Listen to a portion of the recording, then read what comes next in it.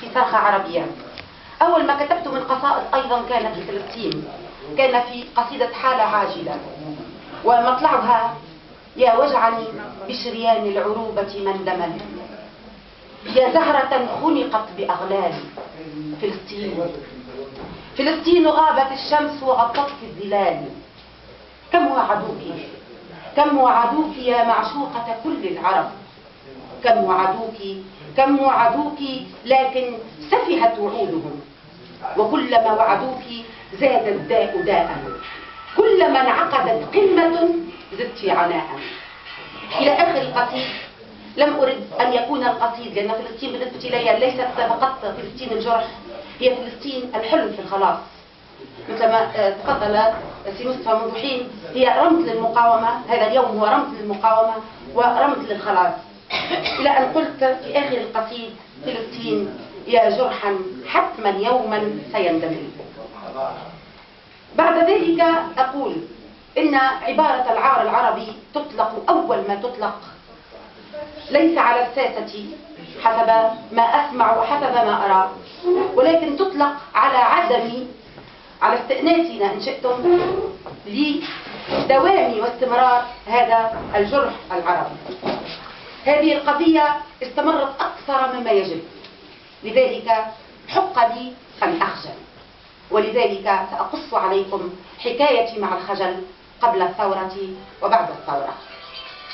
قبل الثورة كتبت: يا لسوء المنقلب، لا أخجل من عروبتي، لا أخجل من عروبتي، غير أنه يخجلني العرب، تخجلني طعنة في الصدر لا تلقى الغضب، يخجلني ساسة لا يهوون غير إلقاء الخطب، تخجلني آبار بترول مصها ندل وخب، يخجلني دهر غدا رقصا وقدسنا يلتهب، يخجلني جرح ينزف نعالجه بالطرب، تخجلني وقاحتهم وثورتهم ونحن نحفظ ود الهدوء والأدب، يخجلني سيف مشهر على بعضنا وعدونا نطارحه كل حب، تخجلني الغواني الراقصات على خريطة رجولتنا،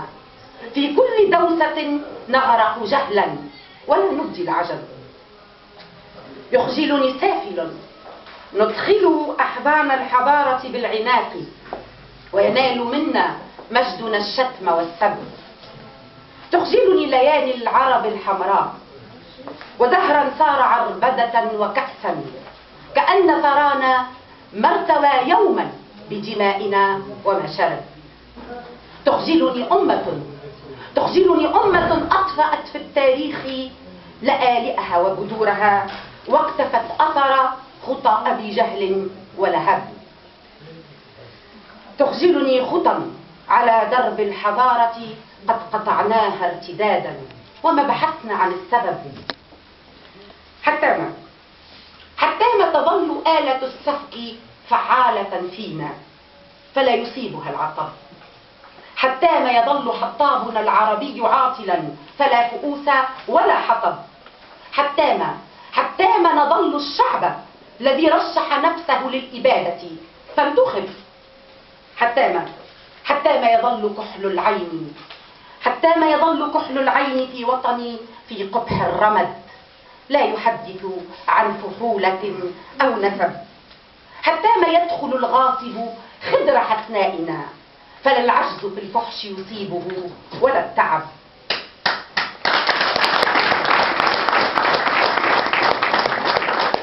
حتى ما يظل النجس يفعل فينا، وحتى الرفض عندنا اليوم قد عرف النصب.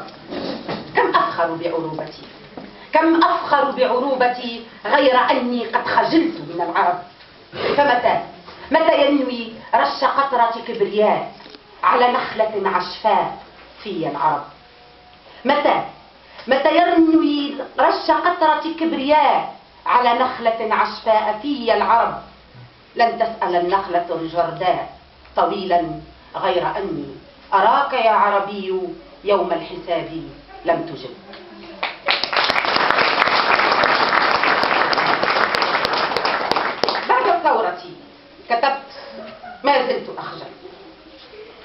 ما زلت أخجل من الأرض تنادي الفاعل مرفوعا بلحن العرق والمحراث والمعول.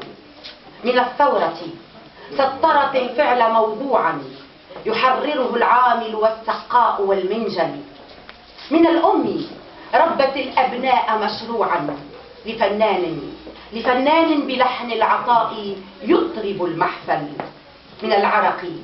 من العرق سال دما مدفوعا بآيات من الذكر تنير لنا المقبل، ويخجلني طائي كلامه فينا مسموعا، وعن ترتيلها لا يخجل أن يبخل.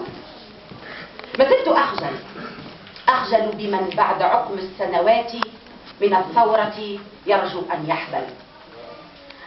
أخجل بمن عد الخيانة بندا للسياسات بشبه ثوري بهذه الأرض لا يحفل. أخجل بمبادئ نرددها ختام الخطابات نوشي بها المقدمة في الأول، وجوهر الموضوع كرسي أسال لعاب الشهوات.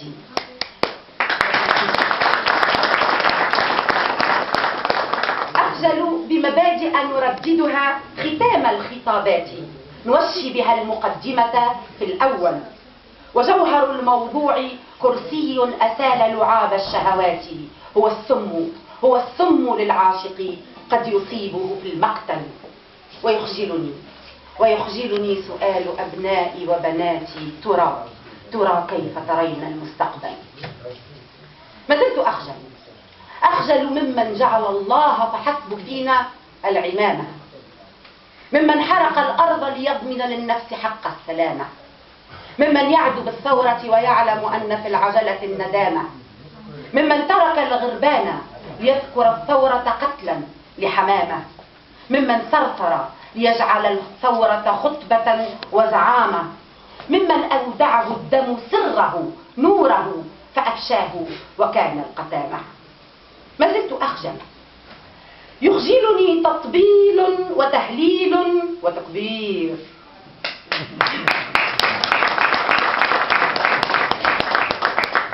يخجلني تطبيل وتهليل وتكبير، وإقرار بخاتمة الثورة وإعلان لتغيير.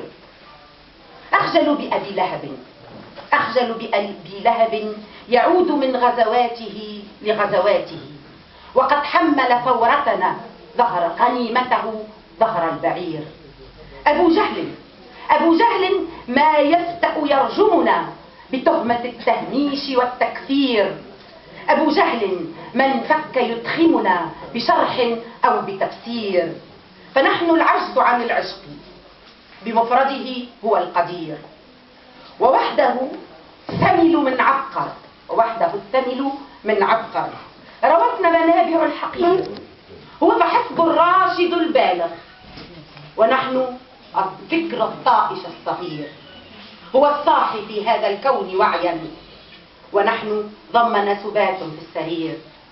هو الكوثر في جنة الدنيا، ونحن في سعيرها الحنظل المرير. وإني لأفخر بما أنجز شعبي يوم أخرج الطاغوت والمنكر. وإني لأستنكر جمالا يريد البعض أن يكسوه ثوب الدمامة. فحتام يظل الخجل قدرا صاحيا في الحر لا يرتجي المنامة. وحتام يظل الصبر في الأشراق زادا ليوم القيامة. أيا خضراء لن أخجل، بقلمي أزيح الغمامة. هواك يصنع الحر، أيعرف الصانع الندامة. يعري القلب ليسقيه رضابك، وينتشي في العشق بحمامة. ولن يسمح بأن يصبح الفاعل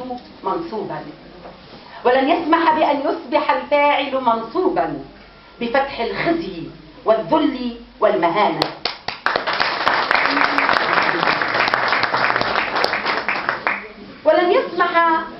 ولن يسمح بأن يغدو المفعول مرفوعا بضم الطمع والجشع والخيانة.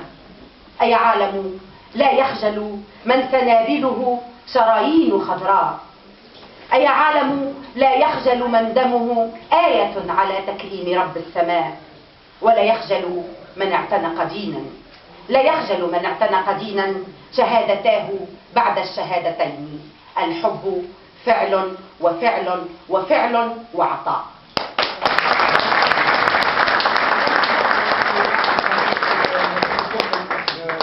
الأخ سمير الشافعي نبيل العام مساعد.